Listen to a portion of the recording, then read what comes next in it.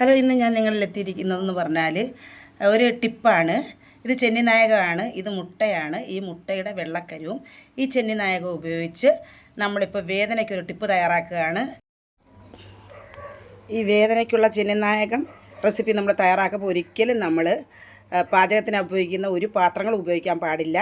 പകരം നമ്മൾ ഉപയോഗശൂന്യമായ പാത്രങ്ങൾ നമ്മുടെ വീട്ടിൽ കാണും, അത് വേണം ഉപയോഗിക്കാൻ. ഈ ചെന്നിനായകം നമ്മൾ ഇട്ട് കൊടുത്തു, അതിന് ഉരുകട്ടെ. ഈ ചെന്നിനായകം ഉരുകിയിട്ടുണ്ട്. ഇതിലേക്ക് ഇനി നമ്മൾ മുട്ടയുടെ വെള്ളക്കരു വേണം ഉപയോഗിക്കാൻ. വെള്ളക്കരു ഒഴിച്ച് കൊടുക്കണം.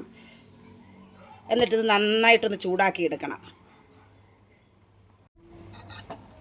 ഞാനൊരു ചെറിയ പീസാണ് ചെന്നിനായകം എടുത്തിരിക്കുന്നത്. അപ്പോൾ ഒരു മുട്ടയുടെ വെള്ളക്കരു മതി.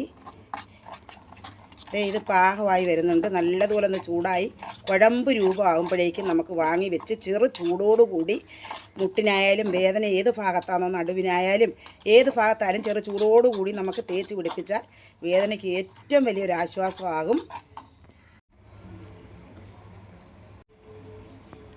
ഈ പരുവം മതി. നല്ല കുഴമ്പ് രൂപമായിട്ടുണ്ട്. ഇതിന് നമുക്ക് ഉപയോഗിക്കാവുന്നതാണ്.